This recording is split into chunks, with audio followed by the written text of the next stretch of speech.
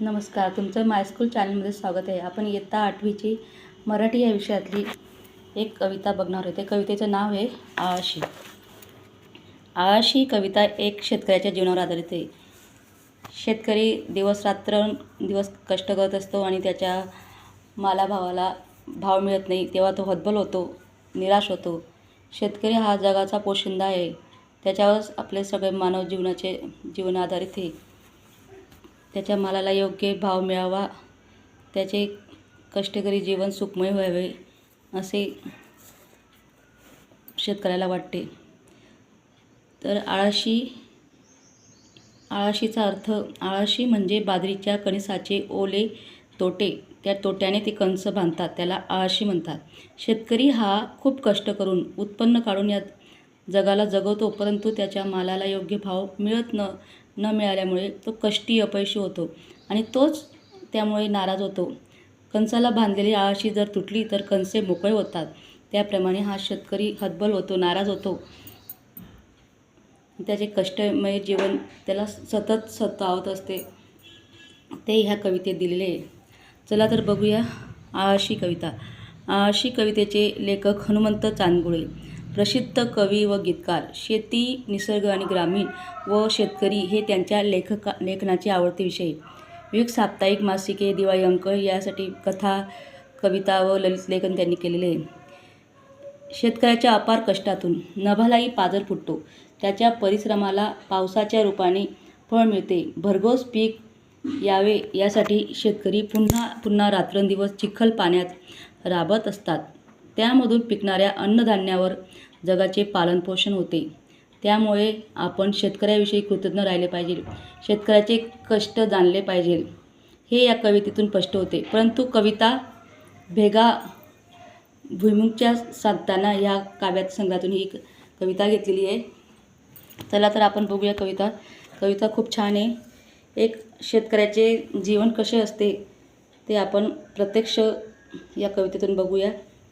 प्रत्येक शेतकऱ्याला वाटतं की ह्या वर्षी तरी मला भावाला चांगला भाव मिळेल आणि माझं कर्ज फिटेल आणि मी या कर्जातून मुक्त होईल. पण जेव्हा त्याला त्याच्या मालाभावाला भाव मिळत नाही, तो हतबल होतो आणि तो आपले जीवन संपवायचंही कमी करत नाही, नाराज होतो. त्यामुळे अशा शेतकऱ्याला कधीच नाराज होऊ देऊ नका. त्याचा माल पेठेत जाऊन त्याला कमी भाव मिळतो आणि त्या मालावर प्रक्रिया करून तो जास्त भावाने विकला जातो. असं न करता त्याच्या मालाला योग्य भाव मिळावा, त्याचे जीवन सुखी व्हावे, तो आनंदाने तशाच जोमाने शेती करायस आनंद उत्सुक होईल असे मला वाटते. चला तर बघूया या कवितेत. कविता प्रथम आपण वाचूया. बा अनवाणी पायाचा ठसा मातीत उठतो, बा अनवाणी पायाचा ठसा मातीत उठतो, भाळावरल्या घामाचा पाना नभालाही फुटतो, भाळावरच्या घामाला पाना नभाले फुटतो. या शेतकरी बापाच्या अनवाणी पायाचा ठसा मातीत उमटतो.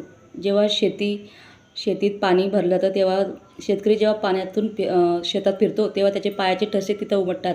त्याचप्रमाणे जेव्हा उन्हाळ्यात शेतीतलं उत्पन्न काढलं जातं तेव्हा माती मोकळी होते, तेव्हाही शेतकऱ्याचे पाय त्या कोरड्या मातीत त्याचे ठसे उमटतात.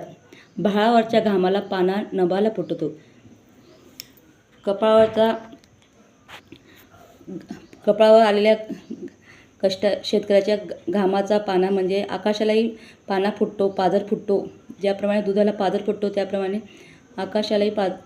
आकाशाच्या ढगालाही पाना फुटतो.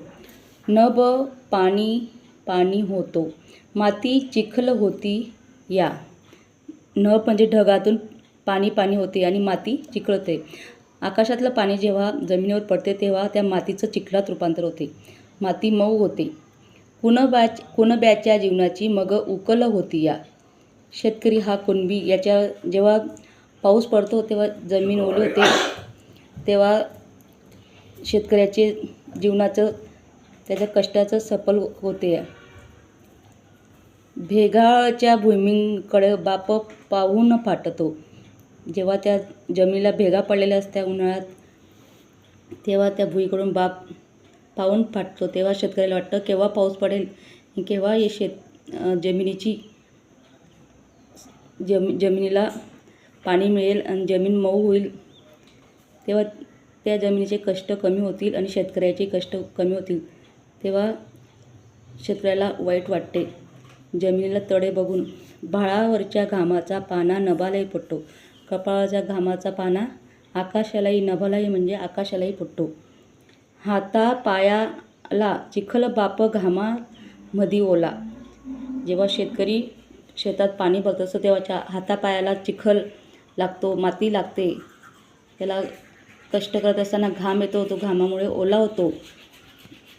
पीक पाहून शिवारी थवा पाखरांचा आला. जेव्हा शेतात पीक असतं तेव्हा शिवारमध्ये पाखरं बसता. कणसं बघून पाखरांच्या अन्नाची सोय होते, तेव्हा पाखरही खुश होता. बाप आरोळी मारताना तान्हा रडत उठतो. जेव्हा शेतकरी आरोळी मारतो त्याला वाटतं हे पक्षी माझे शेतातलं धान्य खातील तर मला उत्पन्न कमी येईल, त्याला वाईट वाटतं. पण ते पक्षी त्याची मजाक बघत असता. तेव्हा तो आरोळ्या मारतो, ओरडतो आणि त्यांच्या आरोळ्या मारल्यामध्ये तान्हा रडत उठतो. तान्हा म्हणजे लहान बाळ. बापा आरोळी मारतो, तान्हा रडत उठतो. भाळावरच्या घामाला पाना नभाले फुटतो. कपाळाचा घाम बघून नभालाही पाझर फुटतो. बाप रगात होऊन रोज पाटातून वाहतो.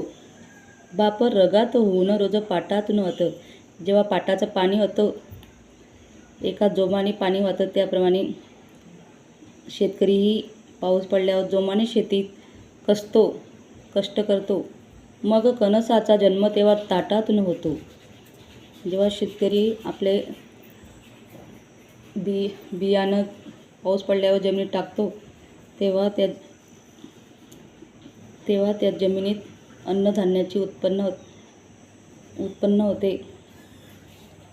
मग कणसाचा जन्म तेव्हा ताटातून होतो. तेव्हा त्या कणसं लागतात आणि त्या कणसातून येणारं धान्य ते आपलं अन्न तयार होतं, म्हणजे ताटातून येते. दाणे कणसाला येता बापा हुरडा वाटतो. दाणे कणसाला येता बापा हुरडा वाटतो.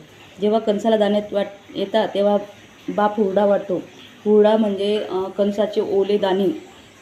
भाळावरच्या घामाला पाना नभालाही फुटतो. कपाळावरच्या घामाचा पाना नभालाही फुटतो. येता भरात जोंधळा बाप काळणी करतो. येता भरात जोंधळा बाप काढणी करतो. जोंधळा जेव्हा कणस येतात तेव्हा बाप कणसाचे काढणी करतो, कणस काढतो. स्वतः राहून उपाशी पोट जगाचे भरतो. बघा, शेतकरी स्वतः अन्नधान्य पिकवतो, पण त्याला स्वतःच्या पोटाचाही विचार न करता तो भावाला भाव मिळावा म्हणून पूर्ण अन्नधान्य विकतो.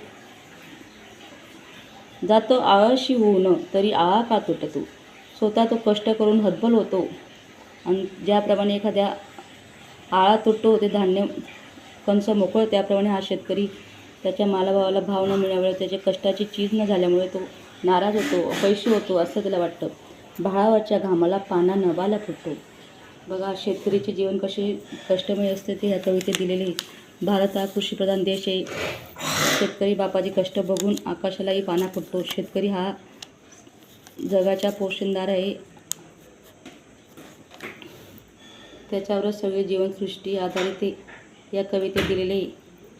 माझी कविता आवडल्यास लाईक करा, शेअर करा.